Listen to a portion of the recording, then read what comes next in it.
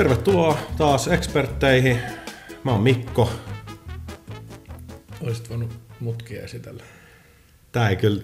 Katsotaan milloin ensimmäisen kerran tää menee putkeen tää esittelyvaihe. Moi, mä oon Lasse. Oisit voinut mutkia... No niin. Yes.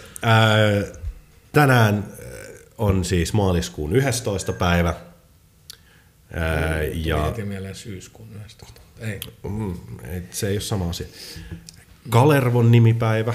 Hyvää nimipäivää Kalervo Kummola. Kiekko keisari. Maaliskuun 11. päivä historiassa, niin pari juttua paistaa sieltä. Vuonna 1985 Gorbatsovista tuli neukkujen johtaja. Gorbatsov, jolla oli tatuoitu Suomi se otsa. se oli henna-tatuointi Suomesta sen otsassa. Kyllä. Ihan täysin terve mies muuten. Joo, ei siinä ollut mitään täplää. Terkut Mihailille sinne. Muillekin neuvostojohtajille. Ja sitten vähän Pirtsakampana aiheena, niin vuonna 2011 tänä päivänä oli Japanin tsunami. Mikä niistä, siis Fukushima vai? Niin, siis Japanin tsunami. No, aina kun tulee tsunami, niin se on Japanissa. No se oli silloin siellä jossain siellä Bangkokissa silloin aikaisemmin. No mutta osui sekin Japaniin. No joo, mutta 2011 oli kuitenkin tämä, minkä Fukushima tuli siitä sitten seurauksena. Fukushima, se on joo, kiva. No. Ja siis... Jodit loppu Suomesta. Se on fiksut suomalaiset, mittu meni. Siitä kyllä huomasin, että ihmiset ei oikein ymmärrä, miten säteily toimii silleen. Säteilyn periaatteita, että se säteily voi vaan jotain kulkea silleen jossain. No periaatteessa se aine, minkä säteilee. Niin no se voi tietysti. Räjähtää, niin sitähän ne pelkäskin. Mutta ei se nyt ihan mennyt niin. Sitähän kutsutaan se laskeuma, tiedätkö? Kyllä. Mutta että se laskeuma olisi sieltä jostain Fukushimasta, niin tulisi Suomeen asti silleen, että siinä nyt olisi jotain terveysongelmia. Niin, vähän ehkä siinä niinku yleensä tommonen pilvi tai tommonen joku säteily mömmö liikkuu, niin kyllä sen tuulen mukana voi ihan hyvin liikkua, mutta ymmärtääkseni se kuitenkin ainakin vähän niin laimenee siinä sitten. Kyllä se varmaan aika merkittävästi. Mutta siis kyllähän niin kuin edelleen niin kuin Suomessa tuon Tšernobylin jäljiltä niin ei voi jäkälää kunnolla syödä tai sienistä. Siis se niin kuin löytyy siellä ihan kunnolla niin kuin edelleen. Niin tälleen henkilökohtaisesti joku ehkä pari kuukautta Tšernobylin jälkeen syntyneenä, niin kyllä se vaikuttaa aika laajalle alueelle. Karvojen kasvuun ja ihan yleisesti mä olin pieni lapsi, niin mut lähti ne kaikki pois. Mä en toiminut päinvastaisella tavalla. Joo, se oli tää ajankohtaisosa tästä. Ei sen enempää, ei ollut Newtonin syntymäpäivä. Ei ollut mitään en mä niitä syntymäpäiviä jaksa katsoa, niitä on aina liikaa sitten. Mutta siirrytään meidän pääaiheeseen. Ei liity millään tavalla Japanin tsunamiin tai mihinkään tommoseen. Harmi. Kyllä se ihmisten kuolema ja tuho on aina kiva. Mutta mä ajattelin, että puhutaan semmosesta aiheesta kuin tosi TV. Koska siis nykyään vaikuttaa siltä, että kun nämä internet TV-kanavat tai tämmöiset niin kuin Netflixit ja Hulut ja Amazonit sun muut, niin ne on selkeästi ottanut, niin kuin, plus sit kaapelikanavat, niin kuin joku HBO ja tämmöistä, ne on ottanut niin kuin selkeästi vahvan otteen siihen niin kuin oikeasti laadukkaan television tekemiseen, missä tehdään hyviä draamasarjoja ja semmoista. Ja sitten nämä niin kuin normikanavat, perinteiset kanavat, niin ne on aika pitkälti siirtynyt pelkkään tosi TV:seen. Tuntuu, että se on lähinnä vaan ajankohtaisohjelmia ja kokkiohjelmia ja tosi TV:tä ja semmoista. Tulee sieltä sitcomeja. No sitcomeja tulee samaa paskaa mun mielestä. Mutta joo, tosi TV:stä. Täällä voisi laittaa naururaidan. Bazinga. Se oli just noin hauskaa. Ja tosi TV:stä. No ensimmäinen henkilökohtainen kysymys. Katsotko tosi TV:tä? Ei tule katsottua näitä, tiedätkö, Prinssille morsian tai Yusufille vaimo tai jotain näitä niinku, ihan näitä bacheloreja. Kaikki ne ohjelmat käsittelee vaan sitä prinssi Yusufettia tälleen naista. 18 prinssille morsian Yusufille. Muista, tuli Prinssi, eikö se silloin joku Prinssi Yusuf, se on silloin joku biisikin, missä se on joku viihdyttäjä. Mulle jäi vähän epäselväksi. Eikö se ole se mustan barbaarin kaveri? No siis ne on jotain frendejä kyllä, mutta mä en ihan... Molemmilla on yksi hittibiisi tai joku. Siis niin, Yusufillakin on mun mielestä joku biisi. Niin, en mä tiedä, onko Yusuf muusikko vai... No, joku viihdyttäjä mun mielestä jossain jutussa joskus aikana oli. Mä en tiedä, mitä se oikein tarkoittaa. Mä katoin... On ihan Paris Hiltonillakin joku albumia. Tänä päivänä, kun tää tulee ulos, niin useampi viikko sitten... Haluatko miljonääriksi -ohjelmaa, jossa kysyttiin, että kenen kappale on joku, mä en muista mikä se oli, ja sitten siinä oli prinssi Albert, prinssi Charles, prinssi Yusuf ja prinssi joku David. Okei, no se on sitten. Ja tää oli ainoa, mistä mä oletin, että prinssi Yusufilla on jotain musiikkia. Okei, mutta okei. Tosi TV. Tosi TV. Niin, siis on näitä kaiken maailman kilpailuja, Amazing Race ja on selviytyjät ja on kaikenlaisia Big Brother ja tämmöisiä niinku kilpailuita. Kokkiohjelmia, voit pakata veitsesi ja lähteä. Kokkiohjelmia, kyllä mä oon silleen, että no okei, Iron Chef on niinku ihan omassa kastissaan 90-luvulla ollut, mutta oon mä niinku Hell's Kitcheniä kattonut ja sit niinku, sitten tietysti on se kokkiohjelmaskene, mikä ei ole niinku semmoista kilpailua ja tosi TV:tä, että se on niinku enemmän kokkiohjelmaa, jotain tämmöistä. Jos niinku kaikista reality, koska sit on tää mun mielestä tää genre, mikä on niin sanottu niinku ammattireality, eli seurataan jotain ihmisiä, jotka tekee jotain. Joo, sitä mä en oo kattonut juurikaan. Se on mun mielestä aika tylsää. Ei siis mä en nyt tarkoita välttämättä jotain Ice Road Truckers-kamaa, vaan myös esimerkiksi... se on hyvä kamaa. No se on just sitä, tai Deadliest Catchia tai Pawn Starsia tai... No ne on siis, okei, onhan sen Suomen tulli, Kanadan rajalla, Australian rajalla. No come on, se on ihan jännä. Se on ihan mielenkiintoista. Suomen poliisit on myös tosi hauska. Ne poliisit on yllättävän hauskoja tyyppejä. Poliisit on hyvä sarja. Ja siinä musta tuntuu, poliiseille. Poliisi on ystävä. Ei, mutta siis oikeasti siinä niinku, niissä ammattisarjoissa, niinku, jos kutsutaan ammattirealityksi niinku tollasia, niin silloin kun ne on niinku, joku Suomen tulli ja poliisit, niin ne on aika silleen vakavia, että ne yrittää näyttää sen ammatin siinä, kuin mitä se on. Että siellä on, se menee mukana, se ei ole ihan kopsia tai mitään semmoista, eikä se ole käsikirjoitettua ollenkaan, eikä se ole läskiksi vedettyä sitten taas niin kuin ehkä joku Ice Road Truckers on pikkusen läskiksi vedettyä. Oletko sä ikinä nähnyt sitä? Se missä ne sahaa puita. Oletko sä ikinä nähnyt sitä, missä ne tyypit kaivaa siellä Alaskas jotain kultaa? Onko se The Mountain Man? Ei, kun siis se on joku... No vaan niitä vanhoja Gold Rush Alaska. En ole nähnyt. Siinä on sellaisia vanhoja äijiä, jotka sitten niinku kaivaa, siis kultaahan ei kaiveta enää silleen, ei semmosia roopeankkoja siellä jossain Klondikeissa hakkaamassa hippuja irti, vaan ne käytännössä vaan niinku ryöppääminen on ihan eri. Ryyppääminen on kanssa. Ruoppaa maata ja sitten vaan filtteröi sieltä sitä kultaa, mitä tulee pieninä hiukkasina sit sieltä. No siis sehän on niinku nykyään tosi se prosessi, miten kultaa tehdään, niin sä mittaat, että kuinka paljon kuutiossa maata on konsentraationa kultaa, ja sit sä otat vaan sen kaiken maan. Ja laitat se eri koneisiin, grindaat ja sulatat ja kemikaaleja.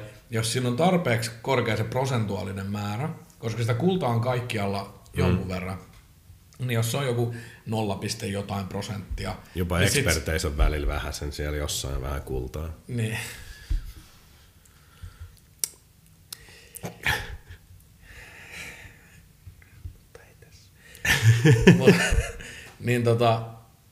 niin sit otetaan vaan tonneittain sitä maata sillä, että sä siirrät tyyliin 20 tonnia maata ja sit siitä tulee yksi kultaharkko.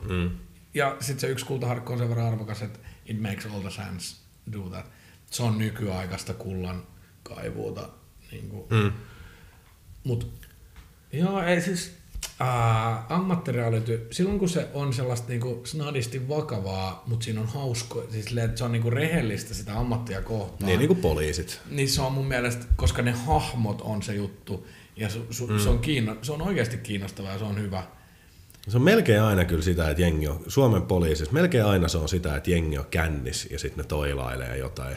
Se on aika usein, mutta se antaa kuvan siitä, että mitä se on se poliisin arki. Ne. Se on aika paljon sitä, että sä ohjaat ihmisiä ja kerrot niille, että hei, heitäks mä sut nyt kotiin ja alaikäistä ajaa ilman. Tuntuu, että Lapin poliisit oli mun suosikki niistä.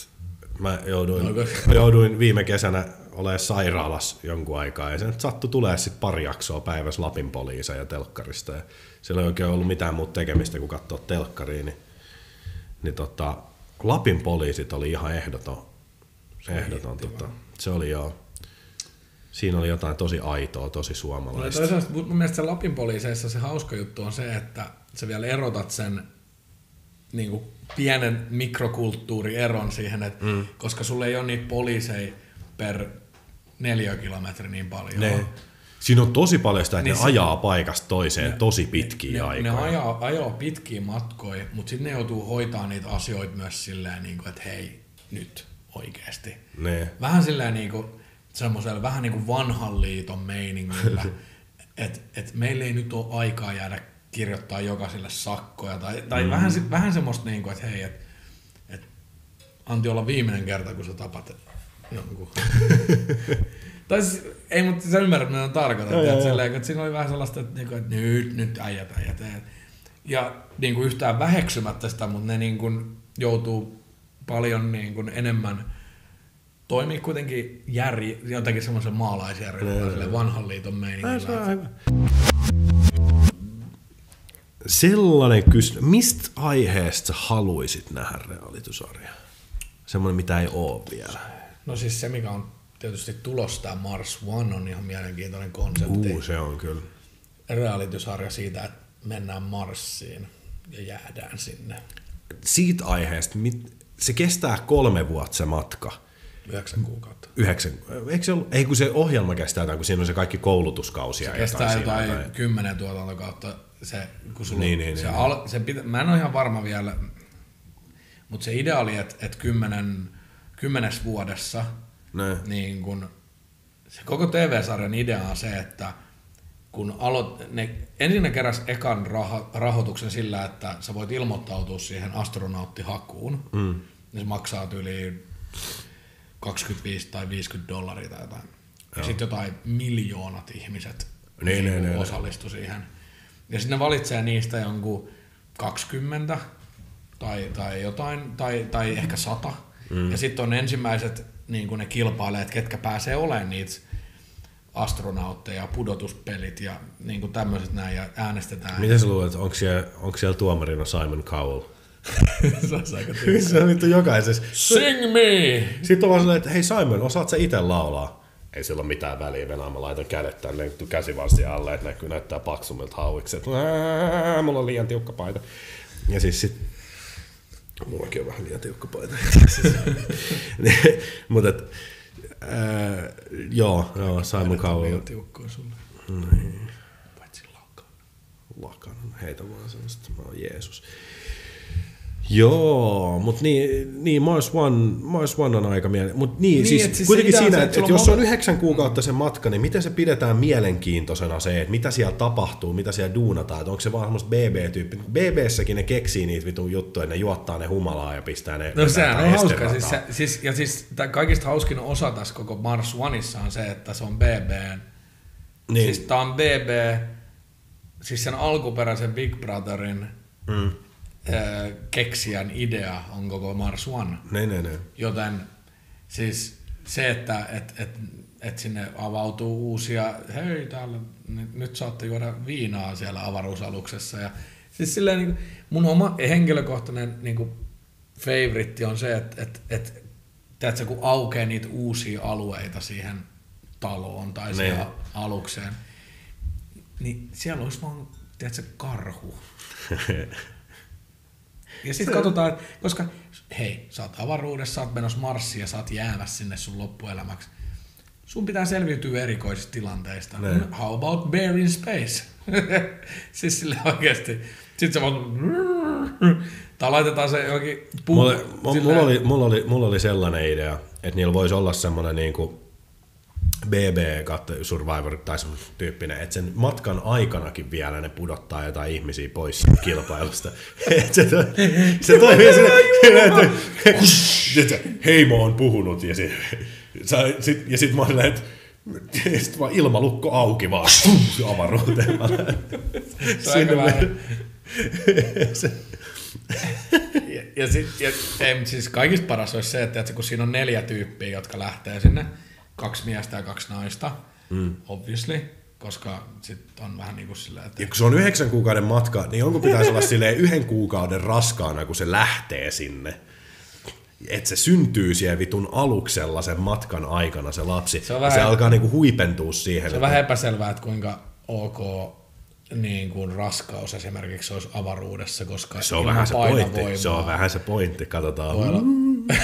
Mitä tapahtuu? Ja se on myös se, kuoleeko se lapsi vaan saman tien sillä? Okay. Myös se on vähän... Jos tulee keskenmeno siellä avaruudessa, niin ei se muuten ilmalukko auki.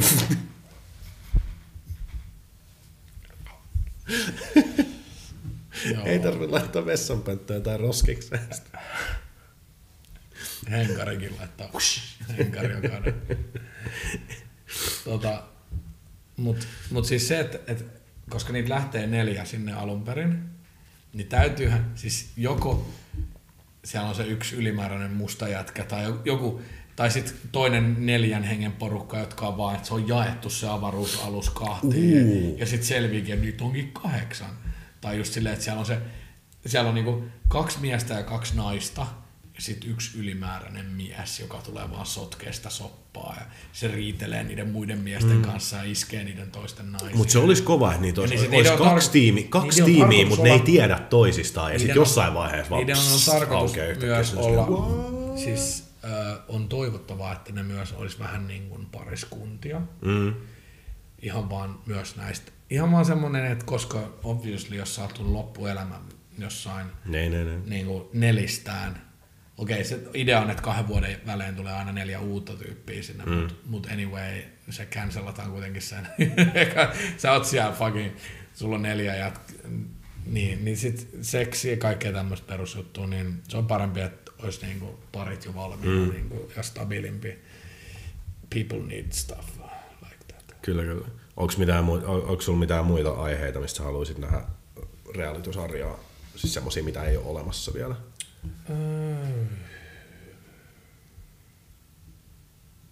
Tai semmosia, mistä sä ehdottomasti et haluaisi nähdä. Se oli kans hyvä. Lentäjät. Se seurattaisi sitä, kun ne lentäjät lentää sitä. Sitten ne on siellä sillä... Käytäisi autopilotti päällä ja sitten ne on vaan sillä... Ja sitten ne on sillä tahalla. Kaivaa napaa. Libya kyllä olimme ilmatilassanne. Tripolis kuittaa. Mutta sitten kun siihen pitää keksiä sitten, tiedät sä jotain jännityksiä, niin luulet sä, että ne tuottajat rigaa niitä lentokoneita, ne alkaa hajoilee siellä ilmassa ja sitten ne joutuu pelastamaan niitä tilanteita. Autopilotti on nyt pois käytöstä. koskaan lentänyt vaan autopilottia. Tuottaja taas pyörittää silmiä. Lentokoneet on pyhä asia. Onko se joku semmoinen aihe, missä ehdottomasti et halua nähdä, tai sellainen, mikä olisi paskaa aihe realitysarjoilla? No, niistä on moni jo tehty. Verovirasto. Itse asiassa sekin joku, tiedätkö, Sossun... The Taxman. The Tax. Niitä on niitä jotain niitä perintätoimistotyyppejä, niistä on tehty. Niistä on tehty jotain. Ne on aika badass. Ne on semmosia vähän kakkos... Mutta olisi joku suomalainen joku sellainen. No okei, Suomen panttilainaama voisi olla pantti.fi. Se voisi olla vähän tylsä. Kaikki... Terve. Joo, te on saat 20 tästä. No, mutta eikö se nyt ole isomman arvoinen? Joo, mutta tämä on panttilainaama. Ai jaa. Ja sitten se olisi siinä. Siinä pitäisi olla joku semmoinen Denzel Washington, ei kun Wenzel Dashington, ei kun mikä se oli. Natinkia mies. Ja Vin Diesel. Mikä se oli? Hagelston, mikä se? No anyway, ja sitten se kertoisi niistä tavaroista, niin kuin Pawn Starsissa, että olisi niin kuin Suomen panttilainen, mutta siinä olisi joku asiantuntija. Antiikka. Niin, se ei ole. No se ei ollut varmaan Wenzel Washington. No se oli Denzel Washington. Se oli niissä, oliko se nyt Vintiö vai Kummeli sketseissä, niin se oli Natinkia, niin se oli Denzel Washington, oli se tyypin nimi. Joo, mutta joo, siis mä veikkaan, että siis Suomessa aika monesta tollasesta tulisi aika paskaa, että se poliisit vielä menee, mutta sitten melkein kaikki sellaista Okei. Realitysarja mun arjesta olisi kanssa, että mä teen Exceliin vittu duunassa. Oi, näpy, devaajan arki. Se olisi vielä tylsempää. Mä sentään välillä kuuntelen musiikkia. Niin sit siinä... Devaaja silleen kattoo sitä koodia. Jos nyt näpyttelee välillä. Sitten kun siinä on se kertoja, siinä on se kertojan ääni silleen, että Tommi odottaa nyt, että tietokone kompailaa. Tommilla on vakava haaste Javan virheilmoituksen kanssa. Mitäs Tommi menee? No Joo, on yrittänyt debuggaa tätä paskaa tässä nyt 3 tuntia, mutta en mä meinaa löytää sitä virhettä. Ei tässä mene varmaan enää kuin 40 minuuttia. Mihin tuo arvio perustuu? Sen jälkeen mä ammuin itteni. Löytyy tai ei löydy, niin ratkaisu löytyy. Sitten se tällaista on devaajan arki. Ja se on just sellaista... Cancelataan yhden jakson jälkeen. Eikö se näpy? Se on se viikko näin. Ja sitten kun se on pinottu se viikko siihen yhteen jaksoon. No, sitten koittaa perjantai. Ja sitten devaaja lähtee niin sanotusti radalle. Devaaja lähtee radalle, mikä tarkoittaa, että devaaja menee himaan. Korkkaa, ottaa sen keissin kaljaa mukaan, menee himaa. Hei, tää on Devaus-sarja, tää ei ole Tommi-sarja. No siis ei olisi ensimmäinen devaaja, jonka arkel siis sitä, että sit kun pääsee duunista, niin menee himaan koodaa ja dokaa. No joo. Sitten vaan koodaa jotain ihan muuta. Sitten mä tein tällaisen, millä ei tee mitään. Hello world. Onko siellä kavereita? Seuratkaa ja tykätkää ja kaikkea. Rakastakaa toisianne. Miksi sä sanot aina, että rakastakaa toisianne? Miksi sen sano? Eikö se ole kaunis ajatus? Ei. Mitä mieltä sä oot? Loppuuko toi jakso tohon mun terveisiin vai jatkuuko se edelleenkin? Ehkä se jatkuu.